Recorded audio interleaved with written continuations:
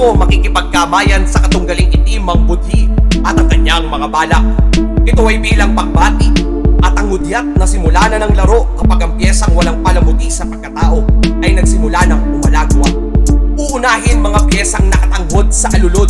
Hindi lahat ng tao ay may titulong kampyon, lalo kung isa ka sa mga dapat ipinahid sa trapo na naging ikaw nung lumago sa talahibang puno ng mga ulupong. Ihimay-himayin ang komisyon ng resurreksyon.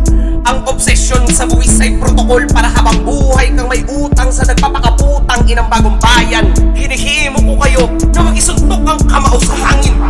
Kaninang sumali sa aking sirkulo malaperya na tagpuan ng mga bertugong nakatago sa mga hinugot na mamamayang naging kawal ng hari sa ahedres. Mga erehe na naninindigan ay diskyeros sa estero, tumutumbok sa pagsupil ng mga hadlang sa plano kaunlaran na sila lang ang dapat pumunlad. Hindi ang tornilyo pag yabutubo ang gano'n. May tamang sangkap para sa tamang kasangkapan. May kanti din sa mga lintik, walang higanting nakakauwing. Ilalabas namin lahat ang panyulito na itinapdap namin sa papawong magbabago sa mga mababawang basahan habang nakahanay at nagmamarcha patungo paglaya mula sa piitang inyong nilikha at sa papalapit na pagwakas ng oras. Pabilisan na ng responde sa bawat aksyon. Hindi ko kailanman kinatataranta ang bawat desisyong nilikha dahil may kumpiyansa ako sa mga kasabi na gagampanan ng kanilang mga tungkulin patungo ka sa rinlan. Habang ang babayla ng silbing komunikasyon kay Bathala na siyang gabay sa magaganap na digmaan, mga toring ipinanday ng daang taon ay bubuwagin at lilikain muli na magbibigay pundasyon sa katarungan para sa lahat, lalo sa mga nasiil at sa mga kailangang singilin. At sa ating paghaharap sa gitna ng gyera ay sakay ako ng karong pandigma, hatak ng puti at itim na sibaron. At dito na matatapos ang malagim na sagop ang hindi mo namamalayan ay nakapalibot na kaming lahat sa inyo at papanooring magiba. Ang inyong mga pundasyon kami ang bumubuhat. Aano rin at lalamunin ang pumunoy mula sa dating ilog na natuyo. Ang palasyo ninyong hindi man lang matanaw na mga totoong lumpani ko. Mga nakibaka, para maangkin natin ang kung ano ang dapat para sa atin.